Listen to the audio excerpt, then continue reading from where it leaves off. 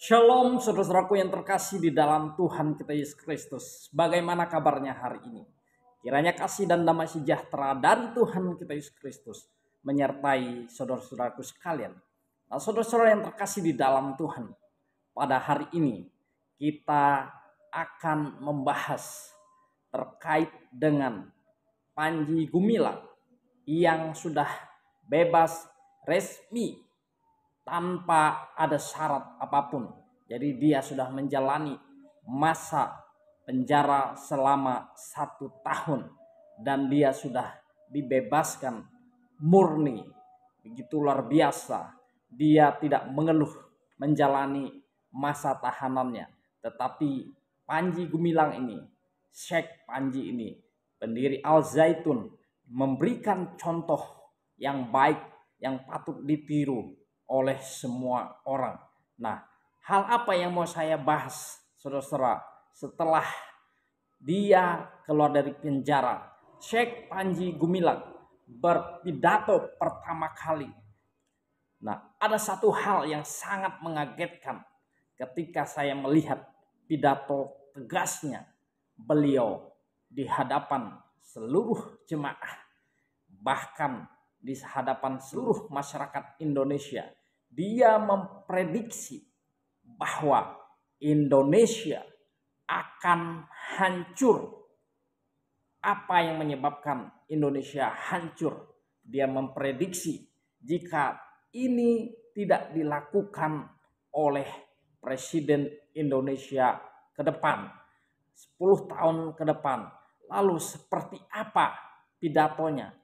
Bahkan di situ juga dia menyinggung Presiden terpilih Prabowo Subianto. Dia mengingatkan lalu apa isi pesan yang disampaikan oleh Syekh Panji Gumilang, pendiri Al Zaitun. Kita melihat bersama-sama.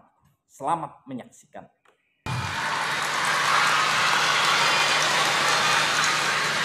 Assalamualaikum warahmatullahi wabarakatuh. Merdeka. Merdeka. Merdeka.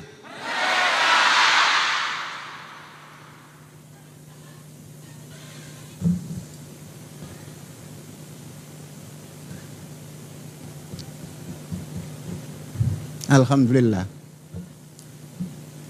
Anak-anakku, saudara-saudara, dan istri tercinta,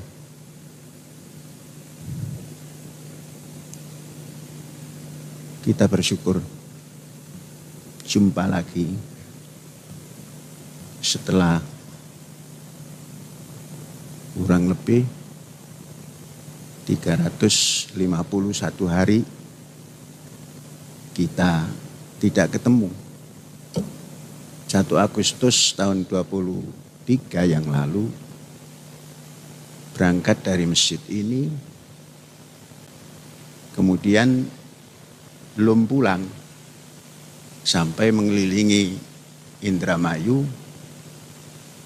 Perjalanannya 351 hari, persis hari ini. Anak-anakku dan seluruh yang hadir, tidak ada yang jauh. Hari-hari terasa dekat. Kebiasaan Syekh dan yang ada di Ma'had satu. Setiap pagi Syekh jalan kaki. Dari pukul 5 pagi sampai paling tidak pukul 7. Yakni 120 menit. Tiap hari. Tidak ada satu hari pun yang tidak dilalui dengan jalan kaki pagi. Anak-anakku, ternyata berjalan pagi yang tidak pernah berhenti,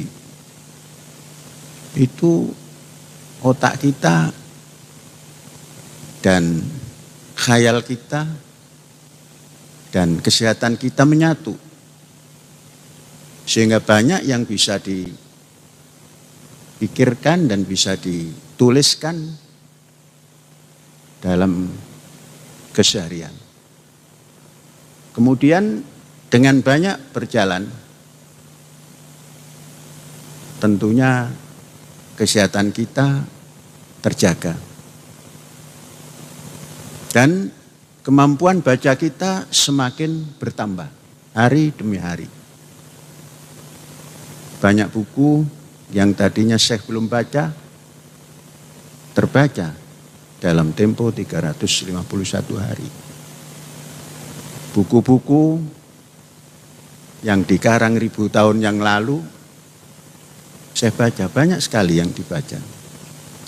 Sehingga bisa menimbulkan satu cita-cita bagaimana Indonesia Raya kita ini pada tahun 3045 ke depan.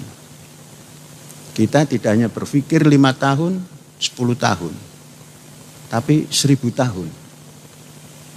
Sebab dalam coretan tatkala kita membaca buku yang lebih daripada 1400 tahun yang lalu, itu masih bisa dikenang.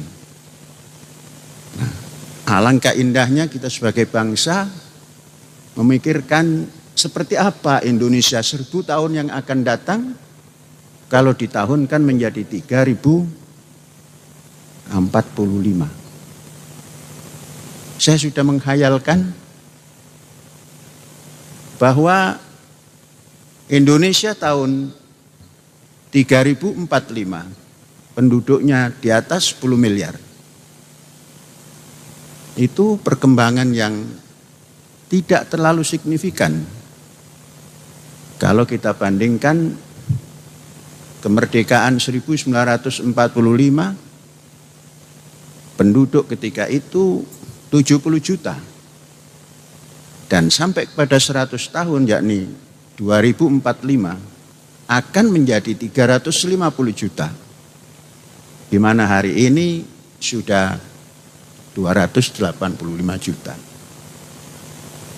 Kita tambahkan ke depan sangat minim. Itu perkembangan 45 sampai 2045 itu 700%, 500%. Kita ambil perkembangan tahun demi tahun atau abad demi abad. Setelah 2045 tambahannya hanya 1% kali 100, maka nambah 100%. 100 tahun ke depan setelah 2045 penduduk Indonesia 700 juta. Kemudian menambah 90%. Kemudian menambah 80%, kemudian 75%, kemudian 60%, kemudian 45%, tambah sedikit perkembangannya, dan di akhir tahun 3045 menambah hanya 1%. Itu sudah mencapai 10 miliar. Terus kalau kita hanya diam seperti hari ini, akan hancur Indonesia. Sedangkan anthem kita Indonesia abadi. Maka apa yang harus dipersiapkan? Yang harus dipersiapkan yang utama, yang pertama adalah pangan. Pangan yang cukup. Saya sudah menghitung keperluan pangan untuk 10 miliar bangsa Indonesia hanya memerlukan 96,5 juta hektar.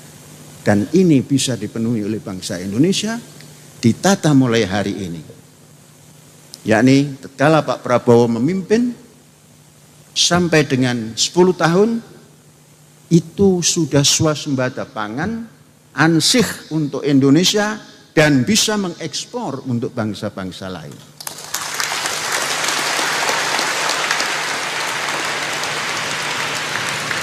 Dengan cara apa? Nanti caranya adalah kita bahas tatkala Az-Zaitun masuk usia 25 dan kita menata Az-Zaitun 1000 tahun yang akan datang seperti apa, yakni juga menata Indonesia Raya 1000 tahun yang akan datang. Untuk itu, supaya kita sampai ke sana, jangan pernah tidak jalan kaki pagi. Oke, pagi itu wajib.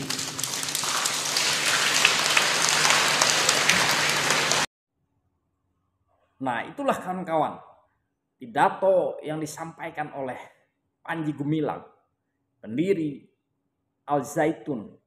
Nah, memang benar yang disampaikan oleh Panji ini, bahwa sumber daya pangan itu hal pokok yang harus dipenuhi oleh pemimpin-pemimpin Indonesia, program prioritas yang harus diutamakan. Karena ketika sumber daya pangan ini terpenuhi untuk seluruh masyarakat Indonesia, maka Indonesia akan terhindar dari bencana kelaparan yang menimbulkan kehancuran bagi bangsa Indonesia itu sendiri. Semoga Presiden kita Prabowo Subianto bersama Gibran 5 tahun ke depan, bahkan 10 tahun ke depan, dapat memimpin Indonesia ini dengan segala hikmat, kebijaksanaan, akal budi dari Tuhan, sehingga Indonesia terbebas dari malapetaka, terbebas dari kerusakan, terbebas dari kehancuran. Tuhan memberkati kita semuanya.